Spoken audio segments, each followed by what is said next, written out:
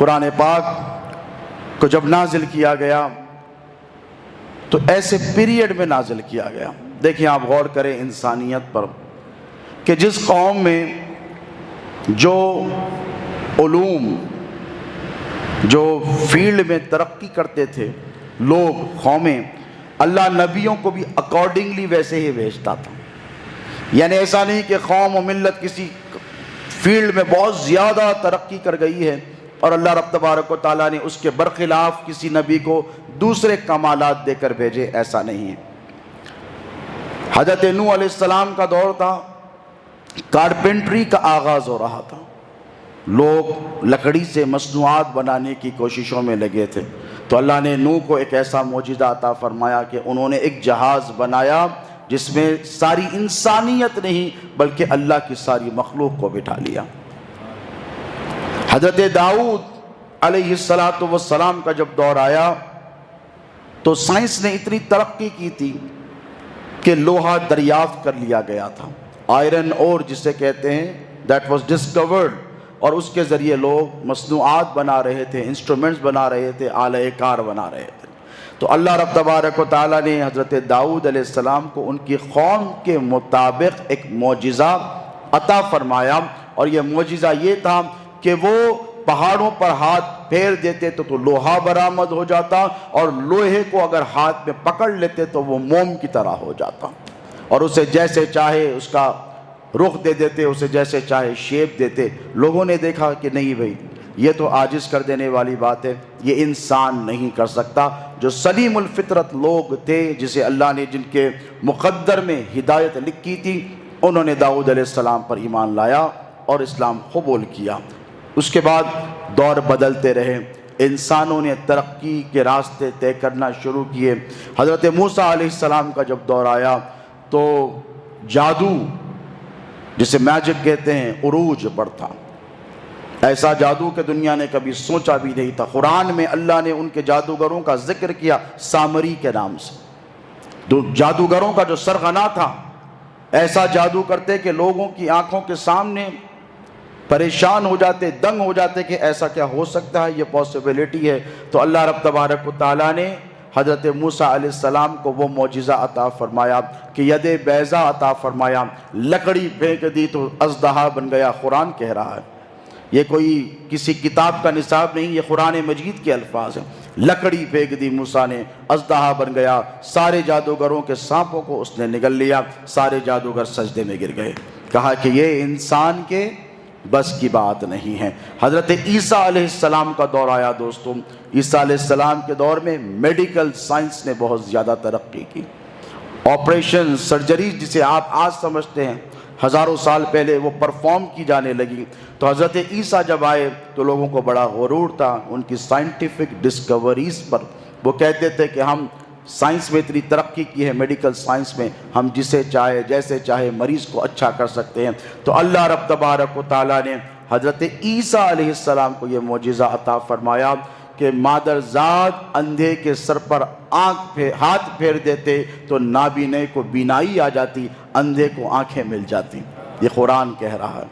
اس کے بعد پھر نہیں مانا قوم نے پھر انکار کیا. ہو سکتا ہے یہ بھی سائنس کا کوئی ذریعہ ہوگا جسے عیسیٰ استعمال کر رہے ہیں. تو کوڑی کا جو مریض ہوتا ہے جسے کسی بھی حال میں شفا نہیں ہوتی، حضرت عیسیٰ کے سامنے لایا گیا.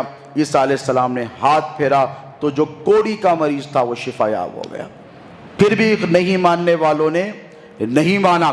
جب انکار کیا تو اللہ رب تبارک و تعالیٰ نے ٹو دا میکسیمم اسٹرینتھ جسے کہا جاتا ہے، فل فورس کے ساتھ ایک معجزہ عطا فرمایا. کہا ٹھیک ہے تم میرے نبی کے معجزات کو نہیں مانتے، ایک مردے کو لے کر آؤ. قم باذن اللہ قرآن کی آیت کہتی ہے. عیسیٰ نے کہا کہ اللہ کے حکم سے زندہ ہو جا، تو مردہ زندہ ہو گیا.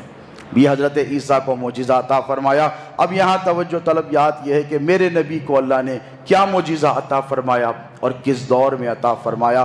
جس دور میں میرے اور آپ کے نبی مکے کی وادی میں تشریف لائے آقا علیہ السلام، تو اس زمانے میں زبان پر، لٹریچر پر بہت زیادہ غرور اور تکبر تھا لوگوں. عرب کے رہنے والے لوگ شہر میں نہیں رہتے تھے، اس لیے نہیں رہتے تھے کہ اگر ہم ان سے گفتگو کریں گے تو ہماری زبان خراب ہو جائے گی، ہماری ووکیبلری پر اثر پڑ جائے گا، کیونکہ آپ جیسے لوگوں میں بیٹھیں گے ویسے ہی گفتگو کرنے لگیں گے، لامالا آپ کو ان کی گفتگو کا طریقہ اختیار کرنا پڑے گا۔ تو اللہ رب تبارک و تعالیٰ نے جب میرے اور آپ کے نبی کو مکے کی وادی میں بھیجا تو مکے میں لٹریچر، عربک لٹریچر جسے کہتے ہیں، اس کے ایسے عاملین اور قابلین تھے کہ انہوں نے پہاڑوں پر اپنا مسکن بنا لیا تھا۔ کیوں؟ اس لیے بنا لیا تھا کہ وہ کہتے تھے کہ ہم زمین پر رہیں گے تو ان سے گفتگو کرنی پڑے گی۔ اب آپ سوچیں، ایسے دور میں اول تو اللہ نے میرے نبی کے لیے کسی استاد کا انتخاب آپ نے سنا نہیں کیا۔ الرحمن علم القرآن کے مصداق اللہ نے خود اپنے نبی کو پڑھایا۔ کل کے دن کوئی یہ نہ کہہ سکے کہ محمد فلاں کے پاس تعلیم حاصل کر آئے ہیں، فلاں نے ان کو ادب پڑھایا ہے، لٹریچر پڑھایا ہے، تب جا کر انہوں نے اپنے علم کی بنیاد پر، اپنی قابلیت کی بنیاد پر، اپنے ایجوکیشن کی بنیاد پر ایک نئی کتاب لائی ہے۔ ہو سکتا ہے وہ مہارت حاصل کر گئے ہوں، اسی لیے لائی۔ جب قرآن نازل ہوا تو وہ اہل علم جو پہاڑوں کی چوٹیوں پر رہتے تھے، جب ان کو پتہ چلا کہ ایسا کلام نازل ہوا ہے جس کا کوئی جواب نہیں، جس کا کوئی ثانی نہیں، جس کا کوئی بدل نہیں، تو پریشان ہو کر پہاڑوں کی چوٹیوں سے اتر کر آئے اور کہا کہ بتاؤ کیا نازل ہوا ہے۔ تو وہ آیتیں، صرف چھوٹی سی سورت جو بچے کو یاد ہوتی ہے، اِنَّا آتَيْنَكَ الْكَوْثَرَ فَصَلِّ لِرَبِّكَ وَانْحَرْ إِنَّ شَانِئَكَ هُوَ الْأَبْتَرُ، میرے نبی نے کعبے کی دیوار پر لگا دیا۔ لوگوں نے کہا کہ یہ قرآن محمد کا گڑھا ہوا کلام ہے، نعوذ باللہ من ذالک۔ تو میرے نبی نے کہا کہ اگر تم چاہو تو اس کے بدلے میں اس کے جیسی ایک آیت لے کر آؤ۔ اللہ نے قرآن میں فرمایا فَآتُوا بِسُورَةٍ مِّن مِّثْلِهِ، اے میرے محبوب ان سے کہہ دو، یہ بڑی بڑی ڈھینگیں مارتے ہیں، بڑی بڑی باتیں کرتے ہیں، ان سے کہو کہ ایک سورت ہی صحیح اس کے مقابلے میں لے کر آئیں۔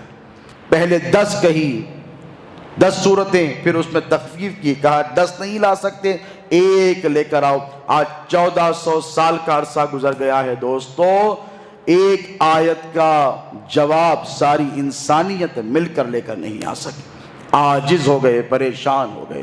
تو یہ قرآن کریم کا معجزہ تھا جو اللہ رب تبارک و تعالی نے ہمارے اور آپ کے نبی پاک علیہ السلام کو عطا فرمایا۔ اور اس قرآن مجید میں حق سبحانہ و تعالی نے کائنات ہست و بود کے جتنے راز ہیں یہ سب رکھ دیے۔